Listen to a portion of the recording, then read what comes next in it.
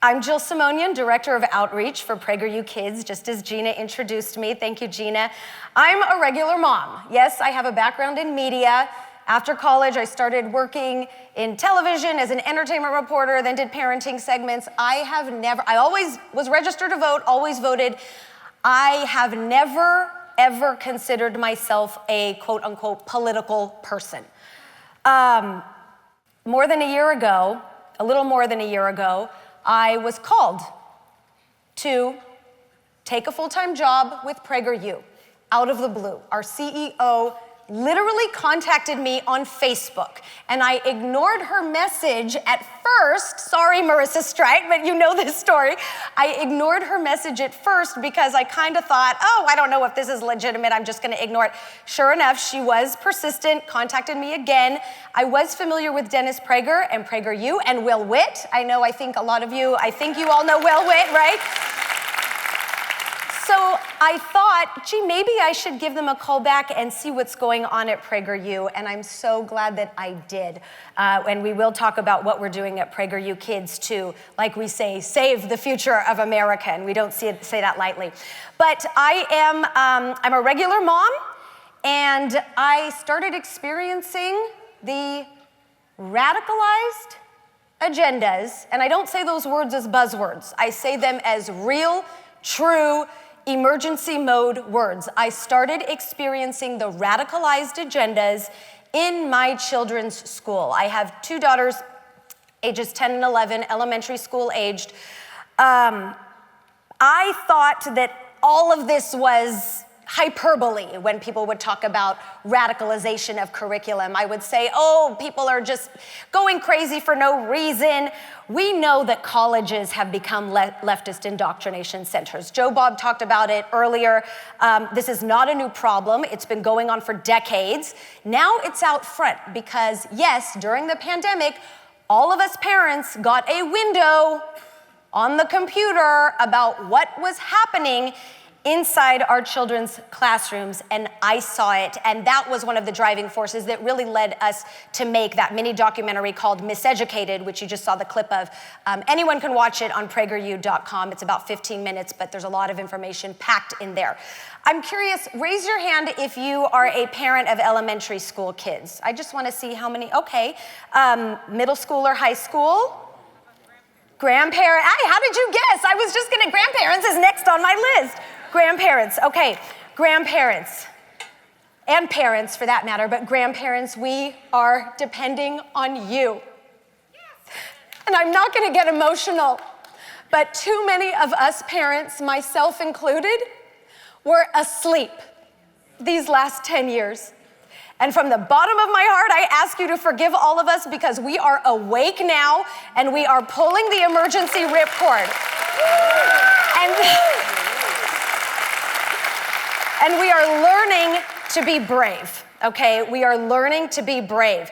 And I mentioned a moment ago, I've taught Sunday school for several years at my Armenian church, but this year has been the first year that I have truly understood what it means to put on the armor of God. This year was it.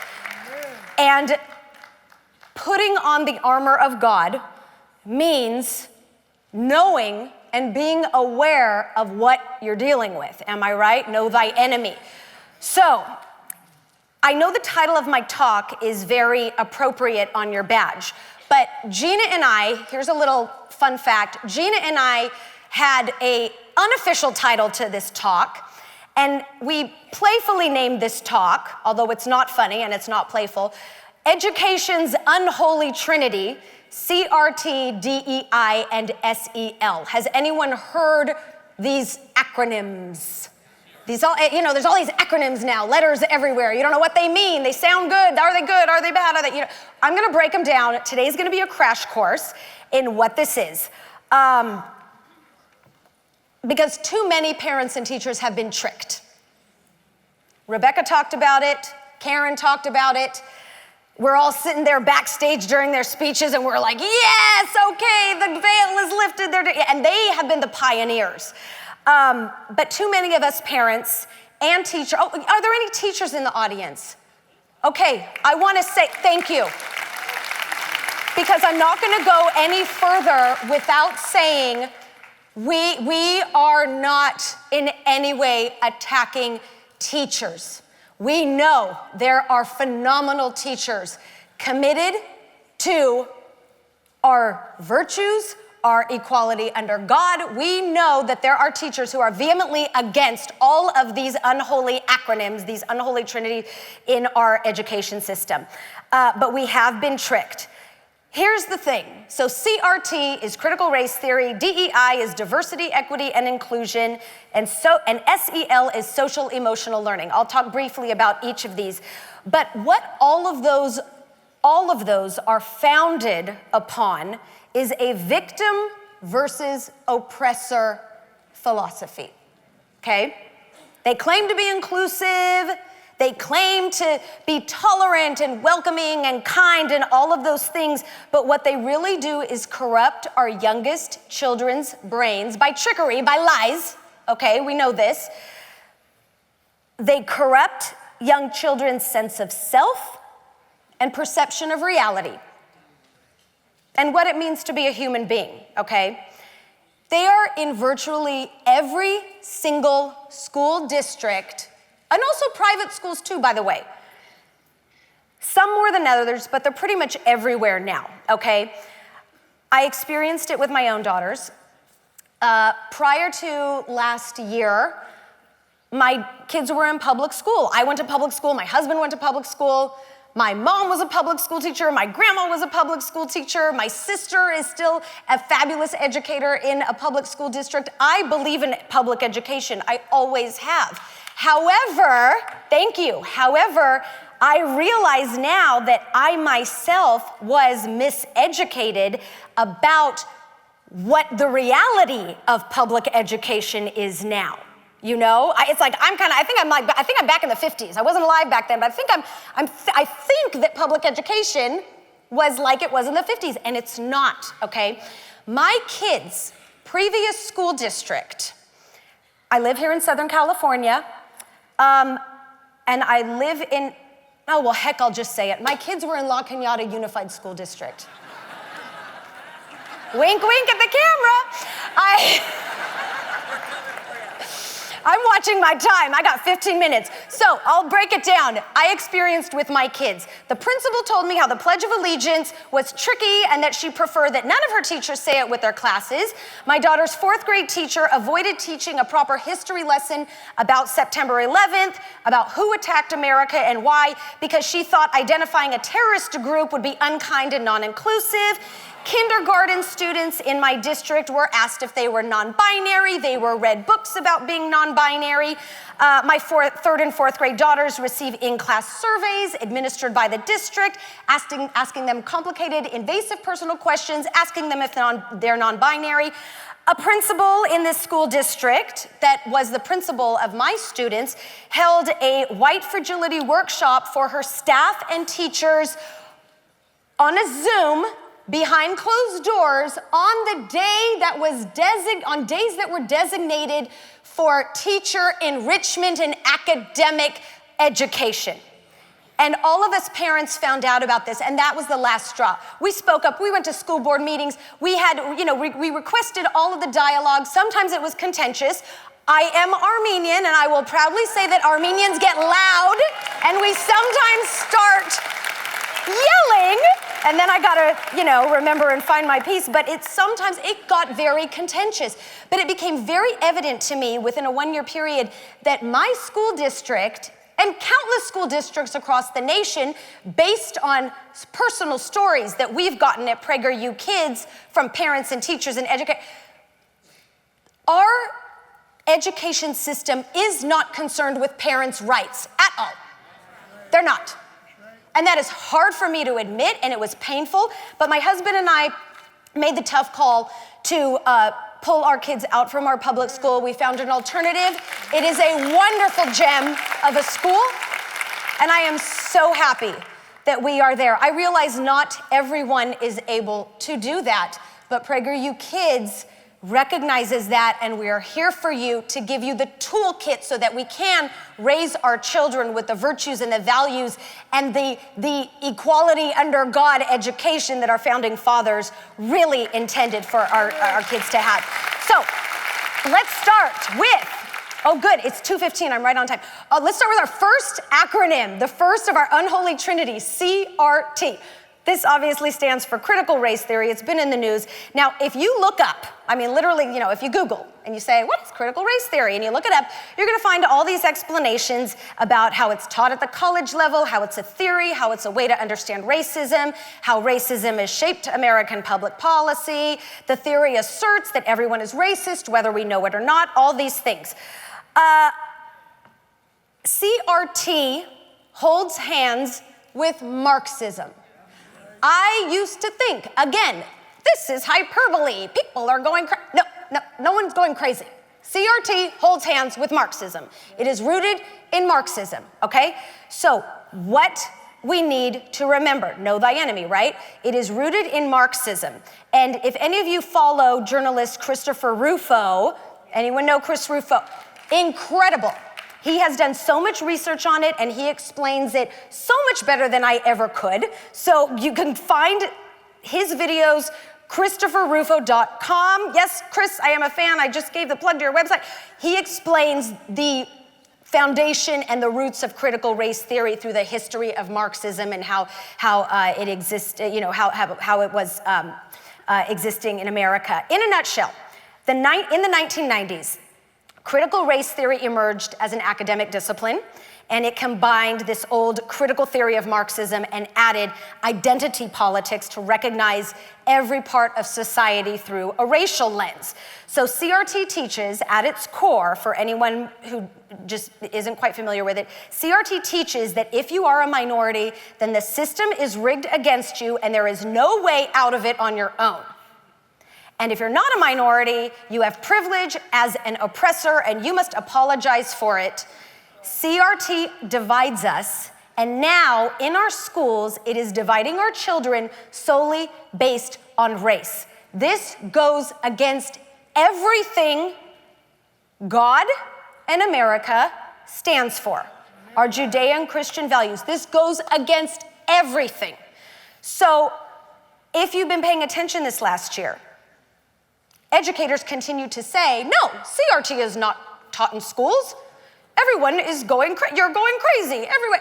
CRT is taught in schools, but, and this is how clever they have reinvented the language with all of these words so that we don't know what it is when these things are presented to us.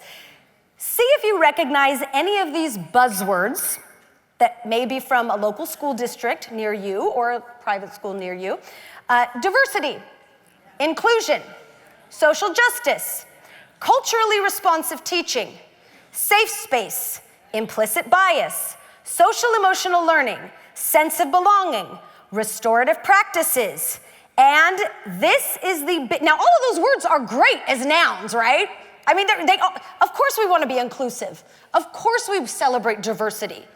Of course, we want everyone to feel safe. All of those words sound great, but they've changed the language on it to insert these critical race theories into these programs and activities that they are ramrodding into our schools through these buzzwords. This is the big one, equity, okay?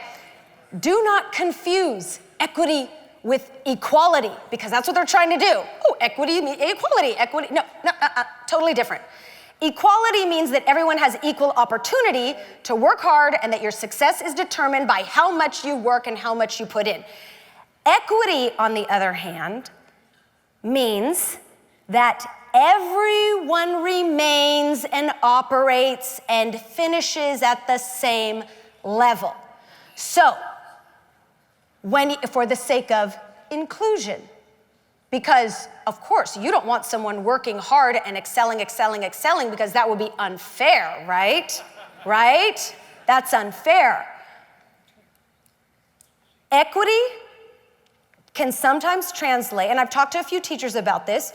As an example, equity can sometimes translate into maybe a child in a certain grade level that is maybe having a little trouble, not getting the help they need, doesn't quite grasp the concepts, probably should not be pushed to the next grade level yet because they still need that extra help to master the concepts. Equity might push them to the next grade level because, no, we need to move them up.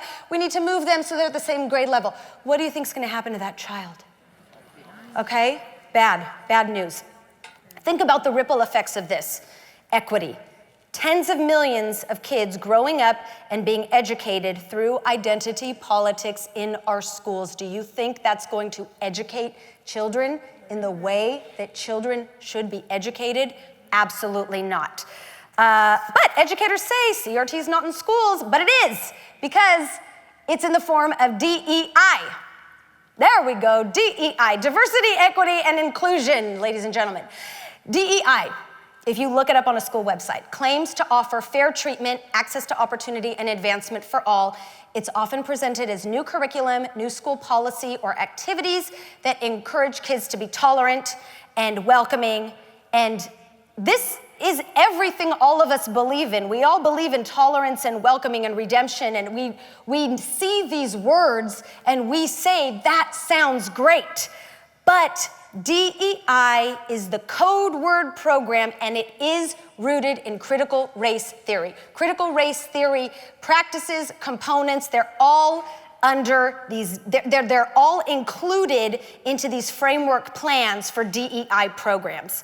I get to meet a lot of fascinating, brilliant people at PragerU. And one of the people I just met, her name is Kali Fontanilla, and she's a teacher. She was a teacher in Salinas, California. She had a viral video, I think it was maybe from a couple years ago, because her school district had given her a Black Lives Matter face mask to wear, and they gave her all this merchandise and free gifts and goodies and a swag bag of Black Lives Matter material because she's half black.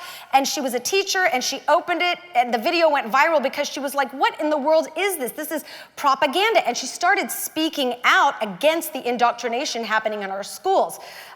She's no longer working as a teacher in California, which she's very happy about. She's starting her own homeschool curriculum program.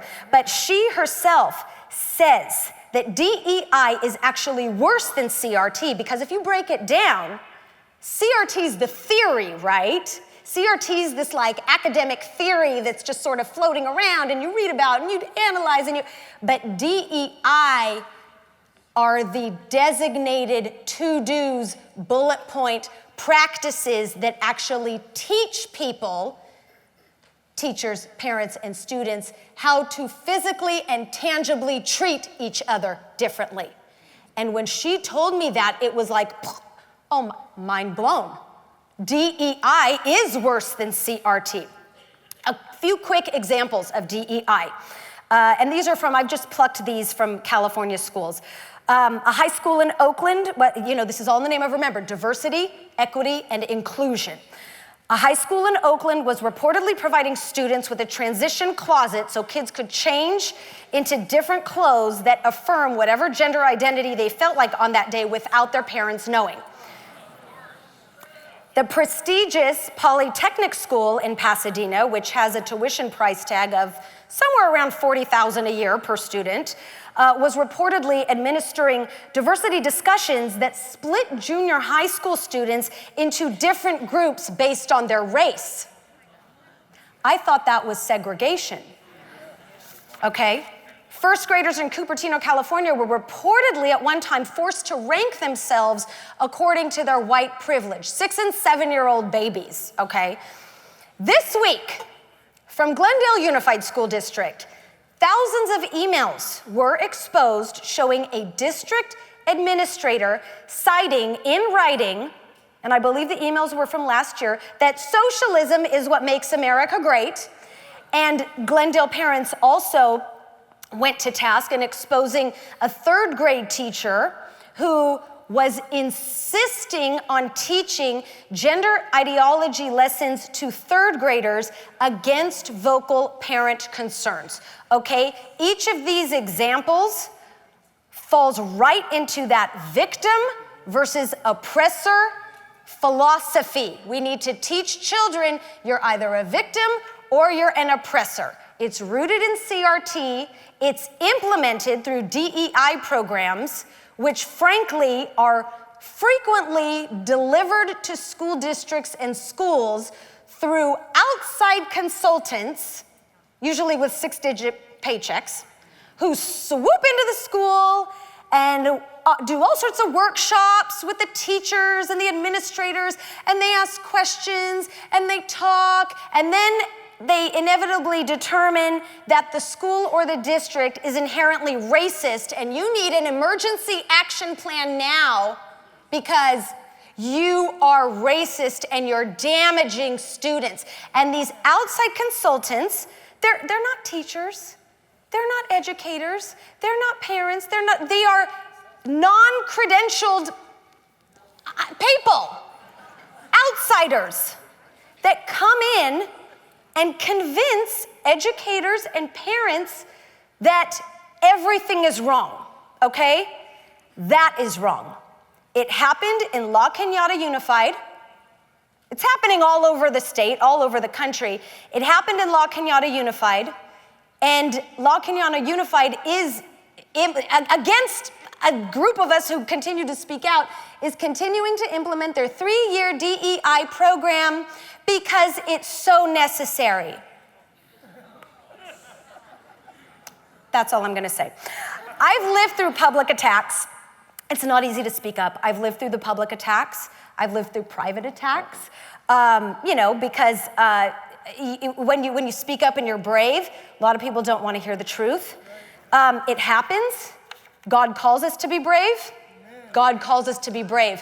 And here's the reality that I've discovered is that it's scarier to think about doing it than it actually is. I want you to take that with you. I'm running out of time, but I have a few minutes left, so I'm going to skip to our last acronym, SEL. Ta-da! It's like I should have requested a drum roll for it.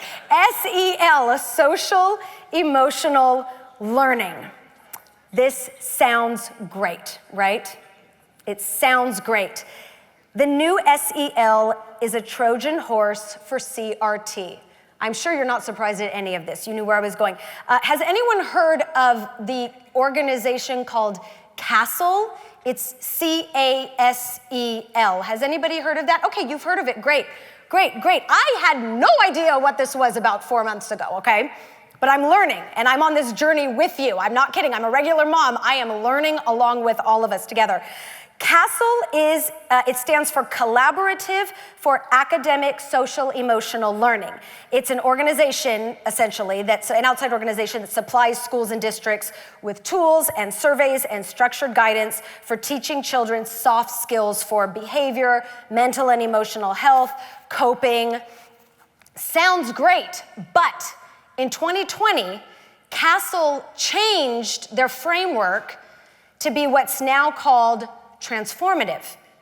And this essentially means that they are teaching social and emotional learning through a racial and equity lens so that they can redistribute power to promote social justice through student engagement in school and civic life. I know that was a lot. To teach social emotional learning through a social justice lens. Victim versus oppressor. Again, how do I know this? An amazing mom from Utah educated me about it. Her name is Lisa Logan. She devoted years to researching CASEL and literally getting it out of her own school district in Utah. She found CASEL documents saying that they believed that racial oppression was foundational to the establishment of the United States, and that CASEL believes that if SEL is taught without that racial lens, then it's basically white supremacy with a hug. And when she told me that, I nearly fell out of my chair because guess what? The DEI consultant from La Cañada Unified told the teachers at one of the elementary schools. She said, all of you, it's like white supremacy with a hug. I had one of the teachers tell me that. I mean, literally. And so, it's like we're in this time right now where things seem so far-fetched, but they're not. Because there is a plan and a structure behind all of this stuff. All of this stuff. You can go to the Castle website if you want and look up Castle Framework Wheel. If you really want something telling, there's a circle graph that pretty much puts parents and caregivers 3 tiers away from the child. They're trying to disrupt the child-family relationship because the state wants to be in charge. Okay, what we can do. 5 things we can do. We must insist on transparency in curriculum, in what's happening in our libraries, in the lessons that our teachers are the lessons that educators and teachers are delivering to our children. We must insist on transparency. Request to view the curriculum, find out what books are being read in class. It's hard work, it's annoying to do, it's exhausting, but right now it is imperative. The second thing, opt your kids out of all SEL activities at school. And this is a hard one because I remember Karen, when she was up here, she said, it's hard, we don't want to opt out because our kid might be alone. And I was back there saying, you're right. And the key to doing this is find friends. You will find groups of like-minded people to band together to say, we are going to make a decision. Let's opt our children out of this social-emotional program at school because we don't want them getting surveys asking them if they're non-binary at the age of 6. We don't want them getting surveys asking them all sorts of invasive questions because, quite frankly, another thing about this SEL stuff is that nobody can tell you where these answers are going. Who's seeing the results of the surveys that they are mining data from our kids? Nobody knows. You ask the district, we don't know, we're not sure, we send it to something. Nobody knows. And there's a lot of people that quite frankly say, and this deserves more research, but some people say that these SEL surveys are in fact collecting data, personal, private information from our children with the intention of forming a social credit system for them through school to last beyond college. We've seen a lot of conspiracy theories the last 2 years come true. So do your research. I have to do mine still, but a lot of people say that. Number 3, volunteer at school. Get involved. Suggest activities central to our America's Judeo-Christian values. Hey, can we put up a Merry Christmas sign? Diversity and inclusion.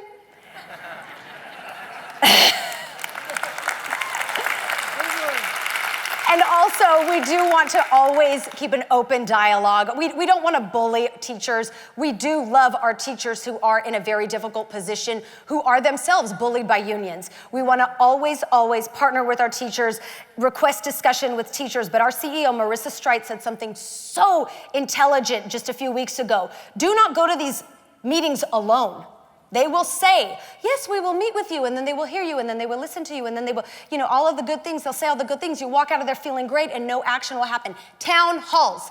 Town halls hold them publicly accountable. How can you deliver this? How can we remedy this together? Town halls. Power in numbers. And lastly, we need to be brave as parents. We are not alone. Dennis Prager always reiterates how courage is possibly the most important human characteristic that exists. Amen. You could be the nicest person in the world, but if you don't have courage, what's it going to do? Evil happens when good people do nothing. At PragerU Kids, we're trying to encourage parents and teachers to have courage. And I'm going to show you the shows, starting with our shows that we're developing for children. We launched almost a year and a half ago. Actually, it's about a year ago. And we've produced over 150 pieces of digital content for children. Still counting. We got books for the little ones. Who knows Otto's Tales? But let's take a look at the short video just to give you a glimpse of what PragerU Kids is about.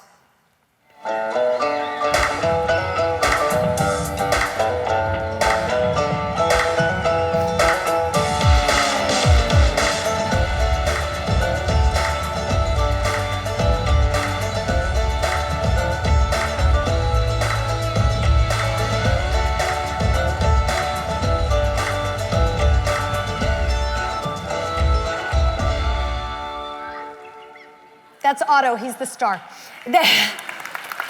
Our values, for whatever reason, what the left is doing, what has been happening the last few decades, quite frankly, in our American culture is that we have all been conditioned to be afraid and ashamed of sharing our American values. We've been afraid. And we can't be afraid to share our values with our children because, and I'll use trendy language from today, we need so desperately to inoculate our children against the evil that is happening. At the very beginning, this is providential right here because at the beginning of this day, Star said, a proverb a day keeps the devil away. And guess what I have in my script written a few days ago? Don't look at the messy handwriting. I have your proverb for the day. Who can guess what it is? This is one of my favorite ones. Train up a child in a way he should go, and when he is old, he will not depart from it. Proverbs 22:6. This includes, obviously, our faith, but it also includes our values as Americans. Our PragerU Kids shows are free for kindergarten through 12th grade. Quite frankly, I myself am learning lots of things that I never knew before. Also, shows where my education was lacking in junior high or elementary school. But it is up to us to inoculate our children and give them a shared depth of knowledge of what every single child in the United States of America should be learning. Because if we do not have a common thread of language and knowledge, our republic will crumble. It will. And we are in emergency mode. The left is trying to erase the boundaries between families and the state by putting these unholy trinities of CRT, DEI, and SEL into our schools, and that is why we created PragerU Kids, to cure this ideological sickness. Amen. So be brave. You can find our shows on our website, on our app, PragerU.com, for free. Subscribe. We have about 300,000 subscribers for PragerU Kids who get our kids shows into their email box every single week. It's free just to stay informed, to stay active. We have a parent and educator membership group if you're moved to join that, to just, again, stay informed, stay active, get ideas on how you can engage on a very tangible level in your own community. But join us. And be brave because we are not alone. Train up our kids the way they should go, and when they are old, they will not depart from it. We owe it to America and to California. Thank you. God bless you.